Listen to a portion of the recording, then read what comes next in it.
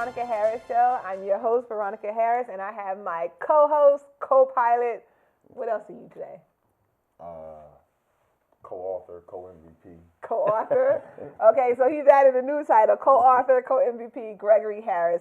And today we have with us the very interesting Mr. Ronald Williams Sr. He is a retired police officer of Washington, D.C., correct? That's correct. Washington, D.C., and he's going to inform us about martial arts. We're going to talk a lot about martial arts. And his particular style that he teaches or you practice is Shorin-ryu. That's correct, Shorin-ryu. And the place that you practice called Shorin-kan. Shorin-kan is the name of the school. That's the name of the school. I'm sorry, Shorin-kan. All right. So, well, before we get deep into it, my whole experience of martial arts is Bruce Lee and Kung Fu theater on Saturdays. All right. So, I mean, that's what I know a lot about. But I'm sure you're going to educate me about, you know, some more intricacies or maybe some misconceptions that I might have. Gregory, what is your experience of martial arts? Big Bruce Lee fan, always. My rival, well, you know, in middle school, the only guy that was pretty much close to me athletically was in the martial arts. So, you know, we duked it out a lot. We had a lot of battles. Willie Gallion, he was big in martial arts, and he was the only one that could stand up to me. I didn't bullying you fighting in school? Nah, you know, let me tell mommy. You got to hold your place on that athletic pedestal. You know, PE class and dominating everything. Oh, okay. And, you know, just like me. I was always the fastest when I beat the boys and the girls. I was just had to maintain your status. Had to maintain that status. You know, he was in the karate, so you know he was some competition. So who won? I wish I'd have got into it. Oh, really? One time we fought, it was a draw. We both threw a punch at the same time and hit each other's belt buckle, and we called it a draw. All right, called it a draw. All right, well, let's talk about Mr. Ronald Williams Sr. Konnichiwa. Konnichiwa. Genki desu ka? Okay, and that was Japanese for anyone who didn't know. And the reason why we're speaking Japanese today, or at least he is speaking more than I am, is because you have spent close to 46 years training and going back and forth to Japan. That's correct. And specifically, you said Okinawa. Okinawa. All right, and that's where the style that you practice, Shorin-ryu, that originated in Okinawa. Karate itself originated in Okinawa, and that's what Shorin-ryu is actually one of the main styles of Okinawa. Okay. Yeah.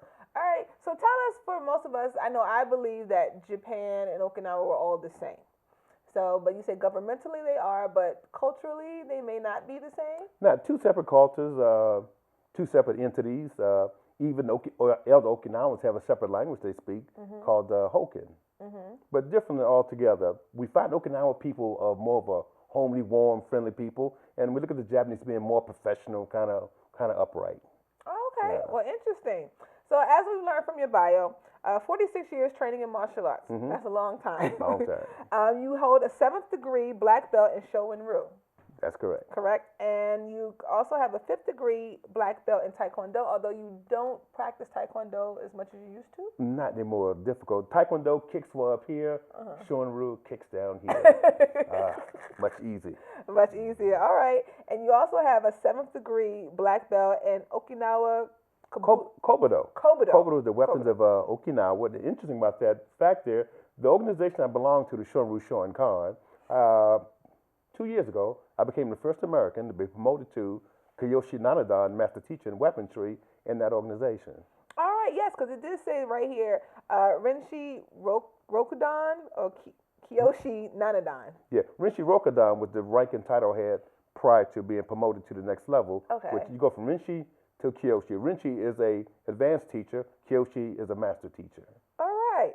So, Gregory, before I jump into my next question, is there anything else you want to say? I would like to know, you ever had to put it into practice on someone? How many people have you beat up?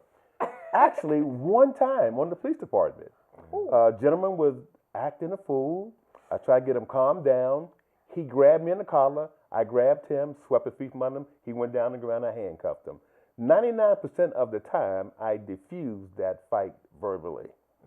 Okay. And then we're going to talk a little bit about martial arts because even though martial arts is about fighting, there's a fighting style. There's many different fighting styles. But usually the teachers or the instructors are telling their students that really that's the last resort to go into physical contact. Is that correct? That's correct. Let's look at the term karate and what it means. Kata and te.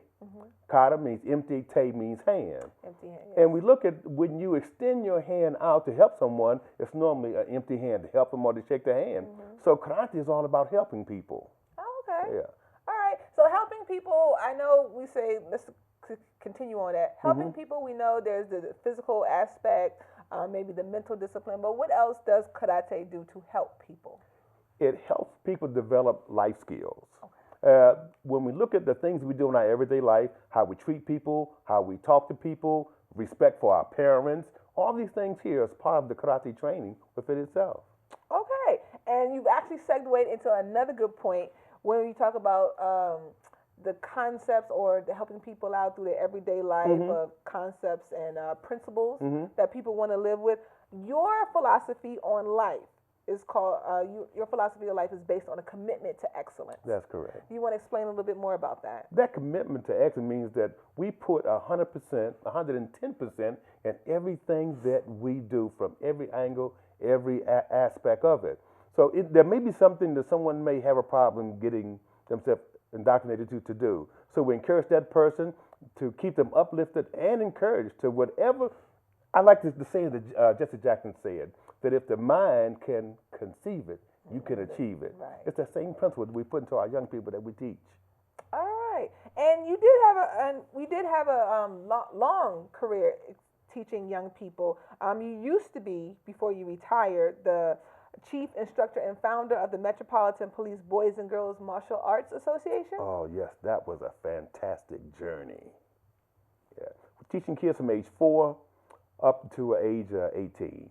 A lot of the young kids, strangely enough, became police officers and law enforcement by the time I retired from the police department. Well, that's actually interesting because Gregory and I are both educators in our own right. I teach health and physical education, and Gregory also. Yeah, health and physical education. And we're also both coaches. He's more of a coach than I am at this point, but we definitely like to talk about, the different principles. And I think in our next segment, we're going to talk a little bit more about some of the principles that teach that transcends both martial arts and regular education. Okay. And we're also going to get a little bit more, talk about Bruce Lee for all of us at Kung Fu Theater. So hopefully you'll stay tuned and watch us when we come back with Mr. Ronald Williams Sr.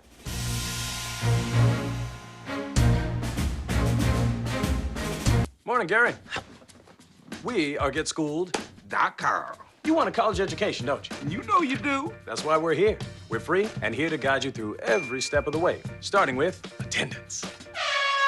Gary, financial aid forms.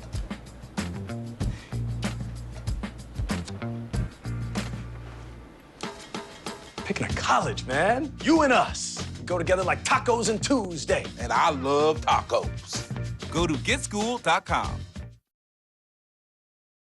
My name is Kyra Stewart. I'm a board member of the Woodridge Warriors Youth Organization. But more importantly, I'm a parent. Woodridge was established as a community-based organization in 1963. 49 years later, we continue to thrive as a nonprofit, offering mentoring and sports services to Washington area boys and girls aged 5 to 15. Our kids have year-round sports options, including playing football, basketball, baseball, and cheering. Woodridge has a committed group of experienced coaches and dedicated volunteers, working to make every child better.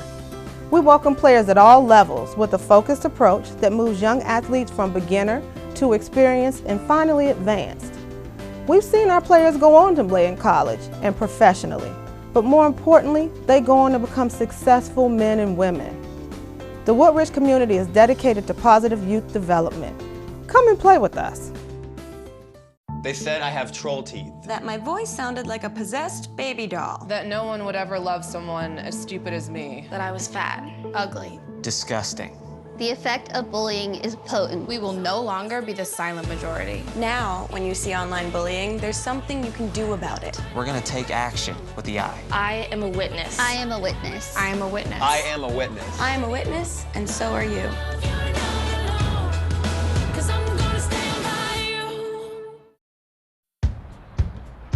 Taught him how to hit a baseball, how to hit a receiver, the strike zone, the net. You taught him how to hit the upper corner. You even taught him how to hit the open man. But how much time have you spent teaching him what not to hit?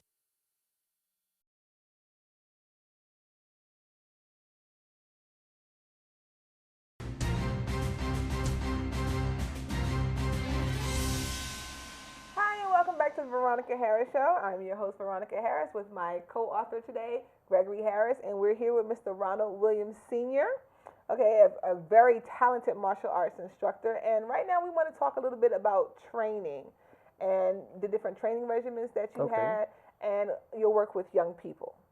All right, Gregory, I know you wanted to start off with that. Yeah, you're a seasoned teacher, and you have you say 33 years experience, something like that, 46? 46.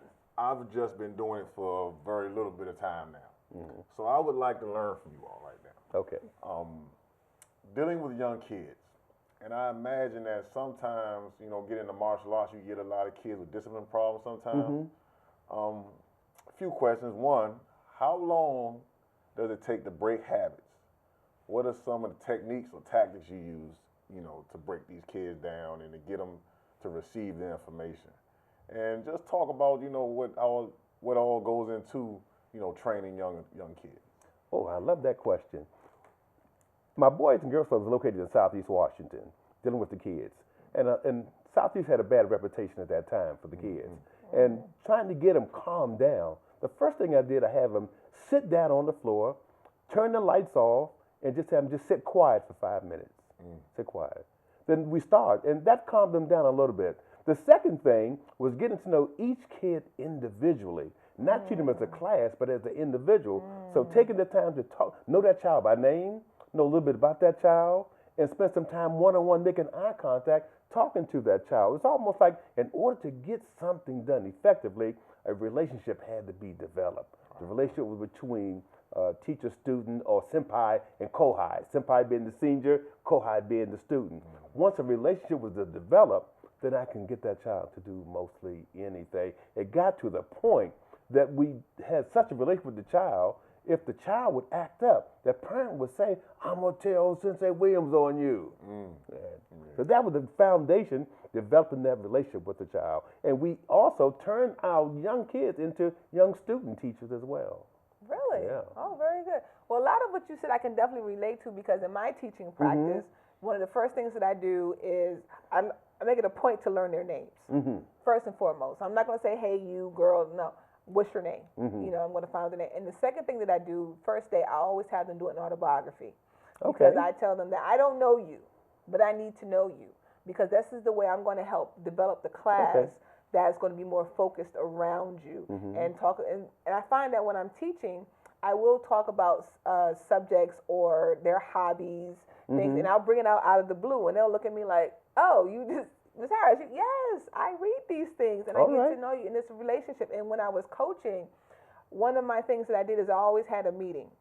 And that's where I gave my little life lessons. That's just what they called it. And some of my assistants were not happy about that, but I felt it was important because that was my way to connect with them. We're going to sit down, we're going to talk, and if it takes 5 minutes, that's great. Try to keep it, you know, quick. But if it took a little bit longer or something, you know, that's what we did. But I always made sure that I got around to talk to I had 50 kids, but I knew all of them, and I talked to all of them in terms of my coaching, as well as I hear that Greg Popovich, who I like as a NBA basketball coach, before practice, he talks to every player, you know, just to get to know them, see how they're feeling, what's going on, and that's about developing that relationship. So what you say makes a lot of sense. Now, Mr. Williams. Yes. I'm trying to, you know, break habits. I believe my daughter's class, I put her in the karate class one time, and I remember the sensei hitting them with a cane, tapping them with a cane. And you always hear the slogan, spare the rod, spoil the child. Did you have to use those type of tactics in your class? I never believed in the old style, traditional way. I didn't like it coming up, and the things that I didn't like, I wasn't going to teach that same manner. I taught the way that I thought I should have been taught. So if you took that, because coming up and learning karate, teacher would show me something, he'd walk away, come back 10 minutes later, would show me this. I forgot.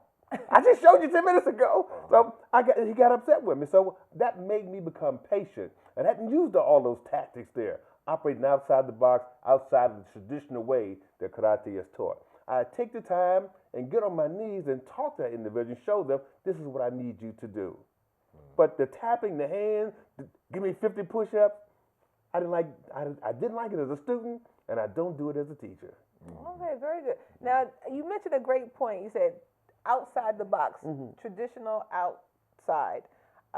Bruce Lee was big on that. Yes. He was very big on doing things outside of the box or upsetting the elders, as you have said, as you mentioned to me before. What else? How else do you take that concept into your teaching, or what you found in your martial arts?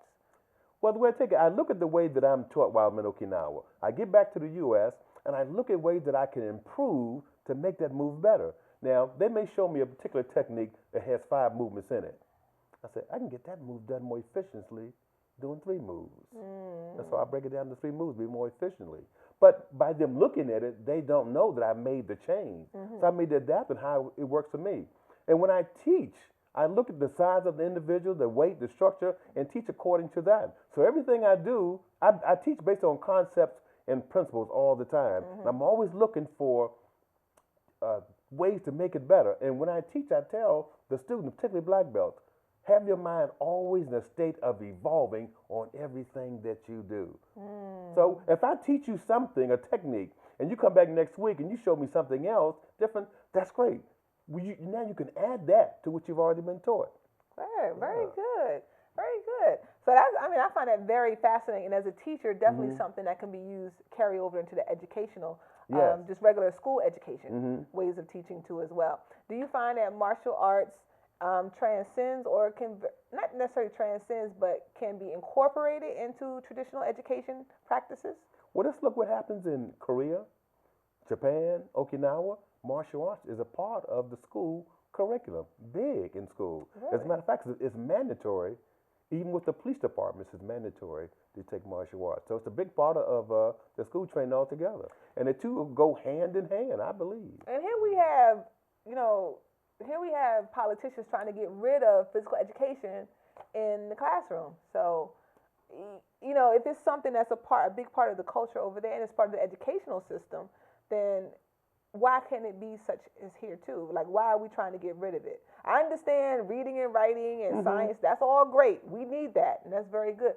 But some of the practices and concepts that you're talking about can definitely help enhance it, as well as, anytime make it better. Constantly evolving, as you would say. The three of us know the importance of connecting the mind and body together. Correct. That's right. So if the body is relaxed, free, no pain, it has an effect on one's thinking ability as well. Yeah.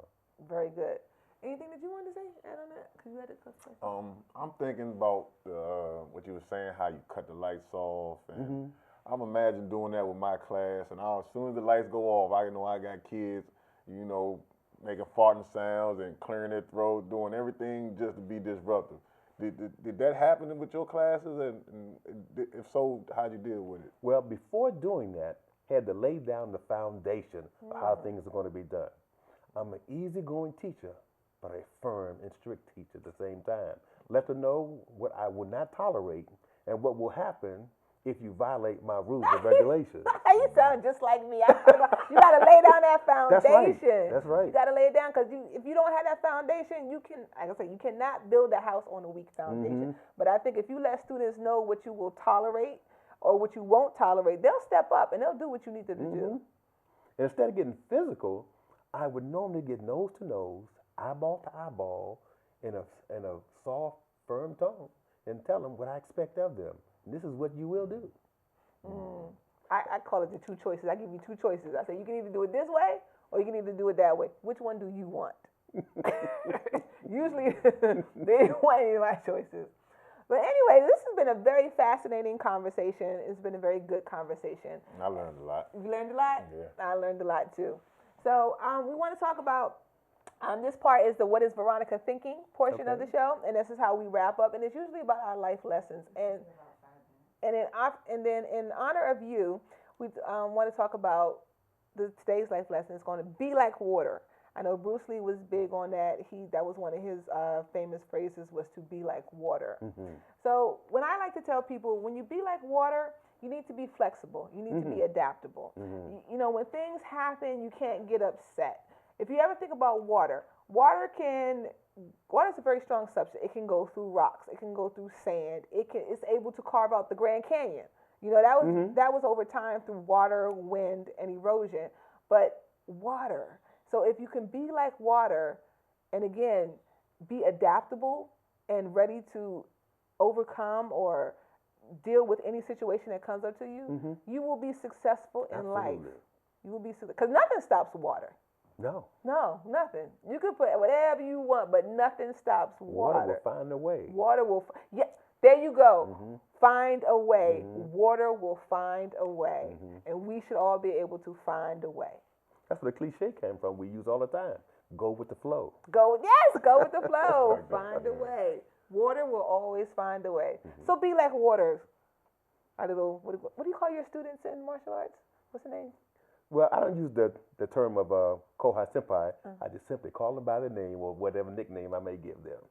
Well, I remember little grasshopper. Little so be like water. So be like water, my little grasshoppers and little dragons. And thank you again for being with us on the Veronica Harris Show. This is Mr. Ronald Williams Sr. and also my co-host, co-author, co-MVP, co-something, Gregory Harris.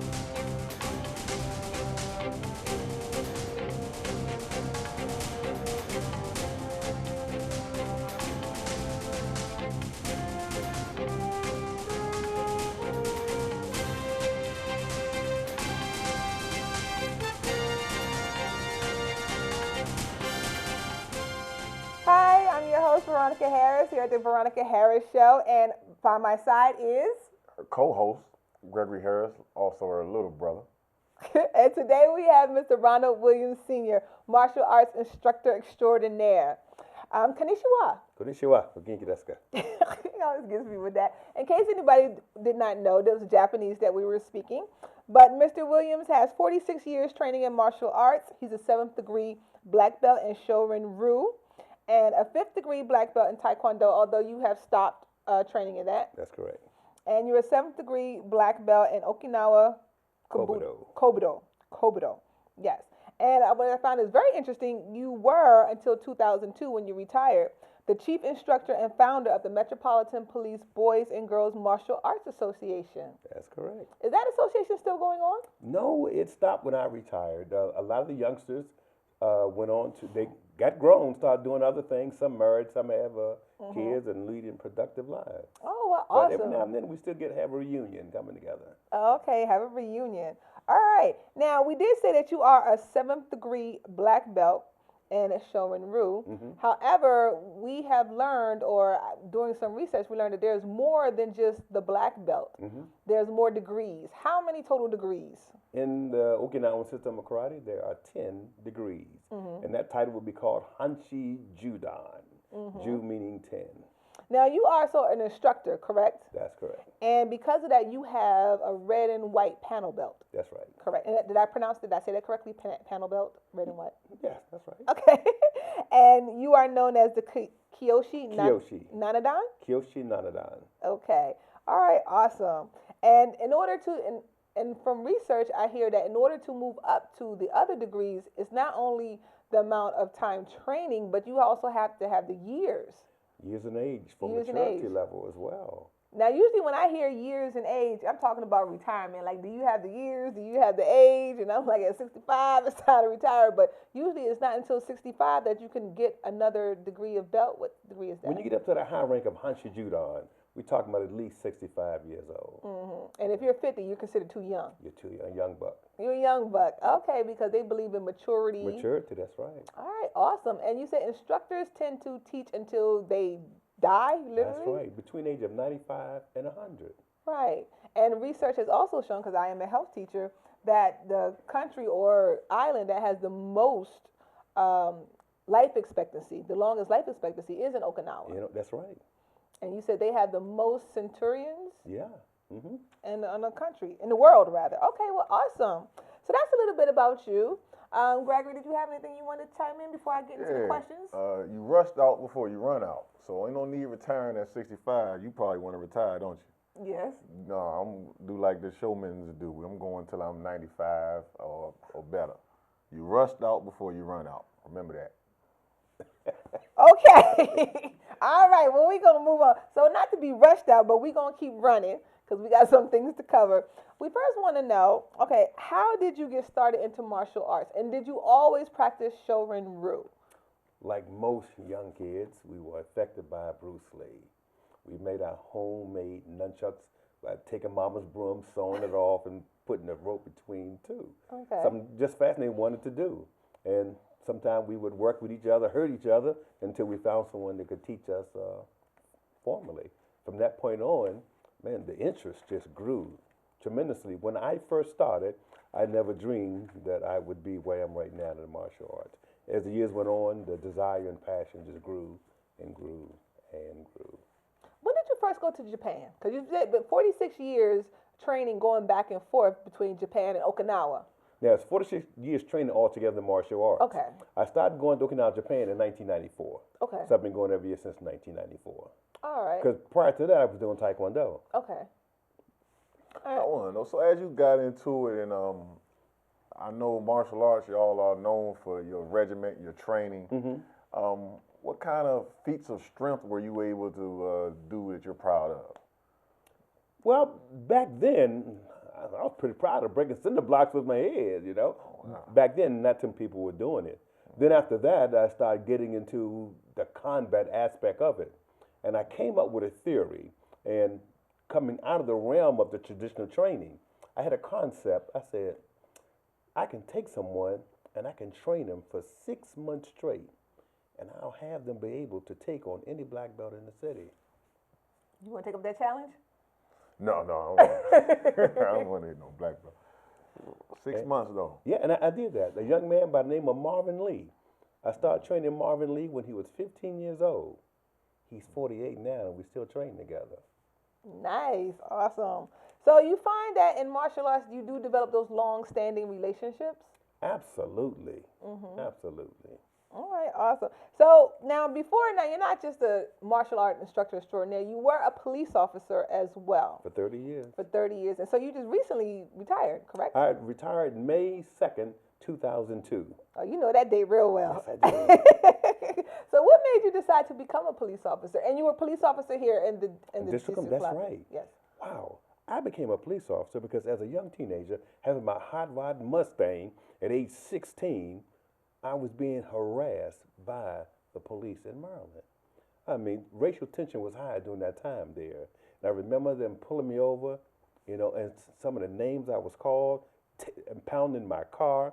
And by the time I'd reached 18, I had a thought to myself, and I said, I'm going to become a police officer so I can make a difference. That was a mindset, and I felt very strong about that, and that's why I came on the police department.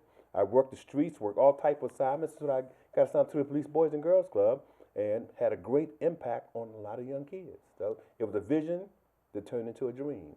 Wow, and that's usually what it starts. You gotta have a vision. I mean, then it becomes into a goal, and then well, no, it starts as a dream or vision, and then it comes into a goal, and then you make it into reality. Yeah. Very good. And martial arts helped you with that, I would say. Well, at that time, in my young age in martial arts, all I wanted to do was fight. It took some maturing going down the line where my mindset started to change. And speaking of your mindset or your philosophy, what is your philosophy to life? Because they say in martial arts, a lot of people develop that philosophy. So what was your philosophy? Or what is your philosophy? Well, my main philosophy always is a commitment to excellence in all that you do. And that commitment to excellence will be all that you do and all that you say. Because people will take us according to what comes out of our mouth a lot of times as well. Correct. So those were the main two things there. My father and my grandfather had a great impact on me on how I carried myself as a man, how I carried myself as a black man.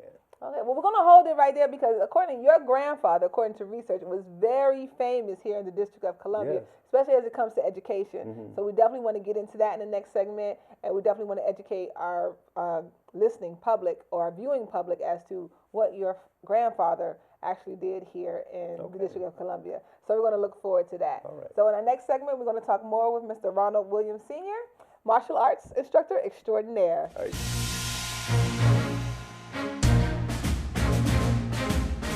Morning, Gary. We are GetSchooled.com. You want a college education, don't you? You know you do. That's why we're here. We're free and here to guide you through every step of the way, starting with attendance. Gary, financial aid forms.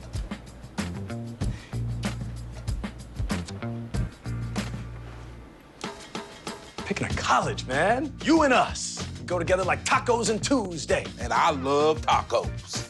Go to GetSchooled.com. My name is Kyra Stewart. I'm a board member of the Woodridge Warriors Youth Organization. But more importantly, I'm a parent. Woodridge was established as a community-based organization in 1963. 49 years later, we continue to thrive as a nonprofit, offering mentoring and sports services to Washington area boys and girls aged 5 to 15. Our kids have year-round sports options, including playing football, basketball, baseball, and cheering. Woodridge has a committed group of experienced coaches and dedicated volunteers, working to make every child better. We welcome players at all levels with a focused approach that moves young athletes from beginner to experienced and finally advanced. We've seen our players go on to play in college and professionally, but more importantly, they go on to become successful men and women. The Woodridge community is dedicated to positive youth development. Come and play with us. They said I have troll teeth. That my voice sounded like a possessed baby doll. That no one would ever love someone as stupid as me. That I was fat, ugly. Disgusting. The effect of bullying is potent. We will no longer be the silent majority. Now, when you see online bullying, there's something you can do about it. We're gonna take action with the I. I am a witness. I am a witness. I am a witness. I am a witness. I am a witness, and so are you.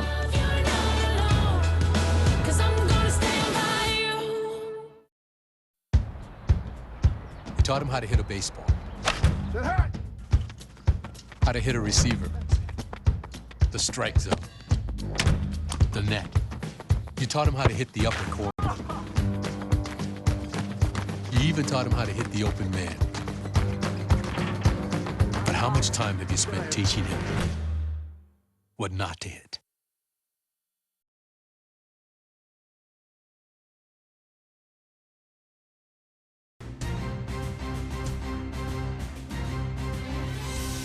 We're back here at the Veronica Harris Show with Mr. Ronald Williams Sr. And in this segment, we want to talk more about, some of your family history because it is a very extraordinary history. And not only have you made a large impact on the community, it seems, through all your years of being a police officer and as well as being a martial arts instructor, but your grandfather, Chancellor James Williams, That's correct. he was also a big influence as far as education for a lot of young people of color and just anybody that went to school here in the District of Columbia. So tell us about your grandfather, Chancellor James Williams. My grandfather did a lot of things coming up. First of all, I didn't know who my grandfather was and his title as a young child. I remember listening to my grandfather talk about his adventures in Africa, what I thought was fascinating, and all the artifacts he had from Africa. It wasn't until my adulthood that I realized who my grandfather was. Who was he? Wow. A powerful man, a powerful educator, a man that spoke his mind, did not bite his tongue on issues, and took a stand for things that he believed in and would not come off of it. He had a thing about people, black people as a culture, and the things they should be doing. One of the things that he would always say, he said that we as a people and a culture need to aggressively seek after our own history. For if you don't aggressively seek after your own history, don't get upset what other people may write about you. And that just stuck with me. And that got me on the road to just research our history. My grandfather spoke about there were approximately 400 years of history that was hidden from us. And even today, I'm still finding out historical things about us as a culture, as a people that was never even mentioned coming up. Coming through school, we never were taught black history. And some of the things that was taught to us, when I left the district and went into Maryland and going into a white school, I remember the times when they showing the films about the slavery, and the students turn around looking at me and snickering and making these sounds. We didn't know anything about that. The only thing we knew about black history was the slave aspect of it, and that was far as the history got. But my grandfather, when I found out who he was and all the books he had written in his elder age, I spent more time talking with him. Now, your grandfather was big into education. He was a great educator, and actually, he's connected with one of the best learning institutions in the world, if definitely not in the United States. So tell us more about that. He was a professor at Howard University. As a matter of fact, I'm told that the history department is named after him. My grandfather talks about how he got started on his journey on black history. And now my grandfather was 98 when he passed. He passed in 1992. But he spoke about when he was in the 5th grade in Bennettsville, South Carolina, he noticed how whites were being treated different than blacks. And that was the catalyst that got him started about he wanted to know why. And that's where the journey started. And all the things he did on his writing, the time he spent from England into Africa, being able to teach at the University of Ghana, doing all his research, and then hooking up with his other black history historians, Dr. John Henry Clark and Dr. Ben Johansen. Wow. Those three were referred to as the three wise men. The three wise men? They always met up in somewhere in Africa. Really? Wow, that's fascinating. You know what, Ron? Just recently, maybe about the past year or so, I've been aggressively researching the history. You have? Okay. Yeah, I have. What history? African American, human history, number one. Okay. Human history, number one, and then African American history, and all sorts of history. Okay. So, what you laughing at? So, like you said, a lot of stuff we weren't told, we didn't know, a lot of lies we were being told. Absolutely. If you could tell our viewers one thing you would like them to know that wasn't true or was hidden from us, what would you tell them?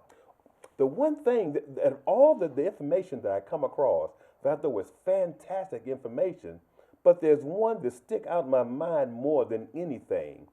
And it revolves around Uncle Tom's Cabin, the term Uncle Tom, and to stop people from black people calling one another Uncle Tom, because they don't know the true meaning of it. And most people who, first of all, we come up thinking the term Uncle Tom was someone who was a sellout, someone that was trying to be white. Yeah. But I found that most people who had that concept have never read the book Uncle Tom's Cabin.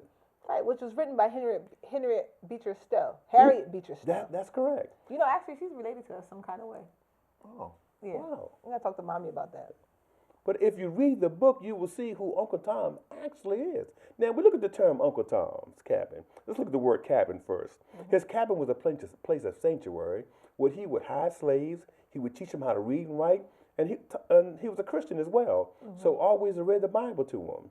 The term uncle, some cultures use the term uncle as a term of endearment or respect they have for someone they hold in high esteem.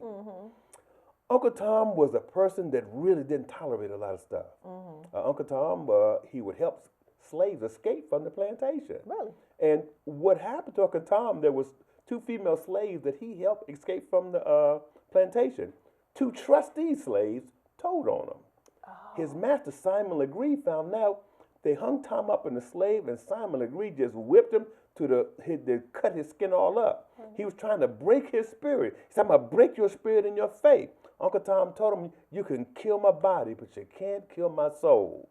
So he wouldn't tell. Simon Legree got frustrated and left out the barn. The slave that told on Uncle Tom, his name was Sambo. Now, after they whooped Tom real bad, they cut him down, and the 2 trustees felt so bad they apologized to Tom for what he had done. He forgave them, he ministered to them, the 2 of them became Christians. Really? So the next time somebody want to call you Uncle Tom, look at them and say, do you know who Uncle Tom was? You need to ask them that. Tell me Uncle Tom, say thanks. There you go. That's what someone He was a great man. He was. And if you call me a Sambo, then I'm really going to look at you with the side eye. Well, that's going to be something. But that is very interesting, very interesting. Now, your jacket is very interesting. Yes. So you're big into baseball, I take it? Well, no, I'm big into Black history because of my grandfather. Right. And I look at the areas of Black history that involves us as a people that's normally not talked about. And baseball is one of them. Negro League Baseball had actually hundreds of teams on it and different names. And it's a good conversational piece here. But what's interesting about the jacket, the different names on the team, and I love discussing cultural issues there, different races, and anything involved with culture. But with this jacket, there's one team on here that generates a lot of conversation. And which one is that? That's the Atlanta Black Crackers. Oh, okay. And the reason why, we have to, certain words that we come up with, we know these words, but we actually didn't know where the words came from or the meaning. And certain words were taken to be offensive. Well, when you look up the word cracking, where that word came from, two situations with that word here.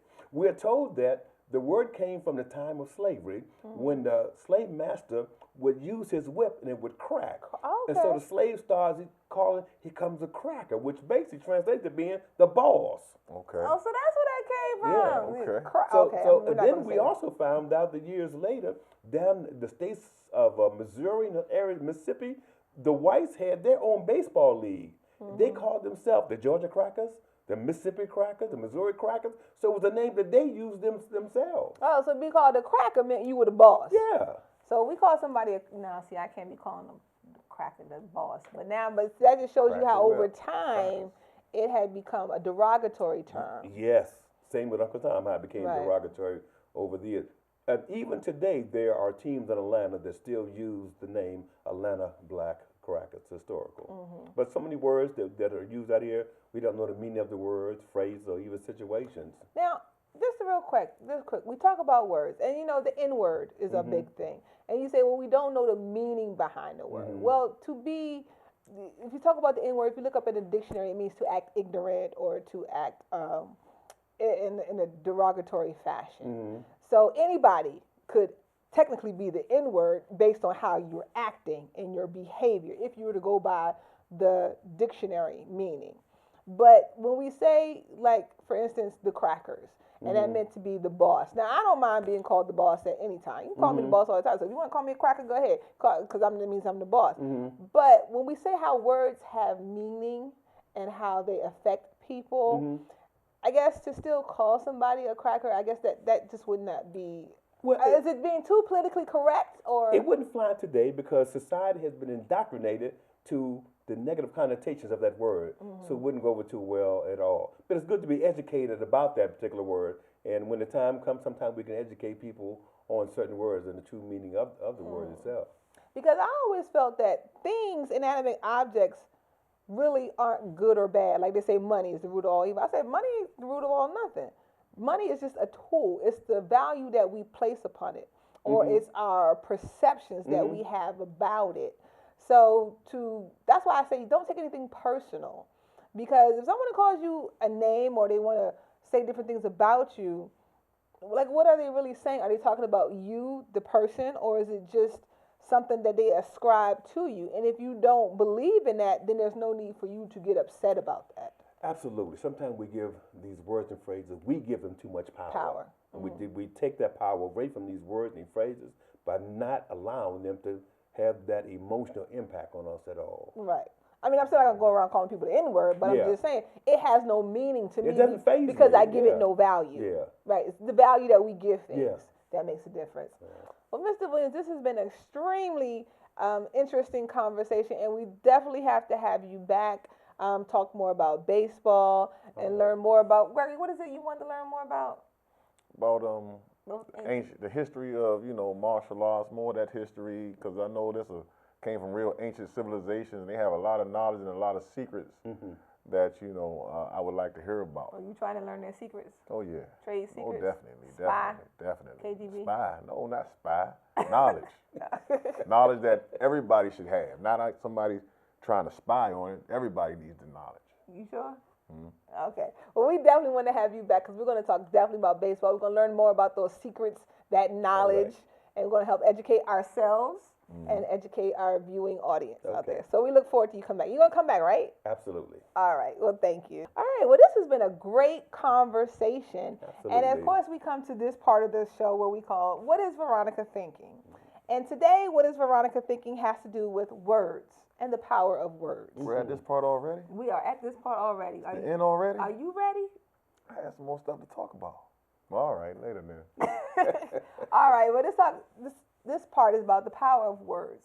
And in other words, what we should be saying is that words in and of themselves are just a series of letters, or not a series of letters, a series of letters, consonants, vowels that are put together and they form a word.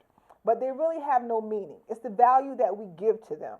Now, there's a dictionary meaning, but the meaning that's intrinsic to us comes from the value that we put upon it. So if you put no value on certain words, then they have no power to hurt you. So what you need to do is take back that power, or what we all need to do is take back our power and not give the power to the words. Yes, there's power in the tongue in terms of life and death, but if you give that word no power, if it has no power over you, then it means nothing to you, and you can just go on with your business. What do you think? Communication, one of the standards in PE, health and physical education, is communication. And I tried to address that with my class, but it didn't go over too well. Well, maybe you have to work on your teaching things about that. But communication is one of the oldest forms. I mean, that's how civilizations were determined. The power to communicate verbally and non-verbally, you know, pass down those traditions, obviously verbally, but the written word, you know, that's how you could tell someone was, not someone, but a culture was civilized or not. Did they have the written word?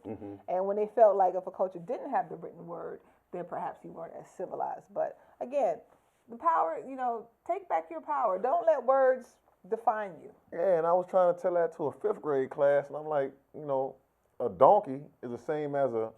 Right. So don't get... And every time I said the word, they laughed and laughed and laughed and laughed. Right. It's because, well, that could be maturity too. You said 5th grade. 5th grade. 5th grade maturity. Too young? Too young. Okay. Too young.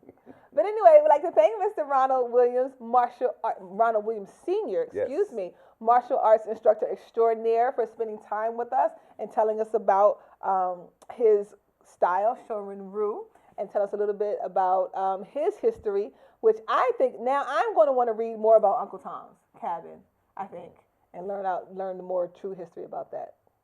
Well, I'm going to go into the history of the martial. Are you sure we out of time? We don't have no more time around? No, we don't have no more. Pay attention to things. Focus. All right, all right. All right, well, tune in next time when we'll be talking about more sports, more history, and more education, and more about people. Right, Gregory? That's right, Veronica. This is the Veronica Harris Show with Veronica Harris and my co-author, Gregory Harris, okay, my little brother, also co-MVP. Yes, the co-MVP. Thank you, and we'll see you next time.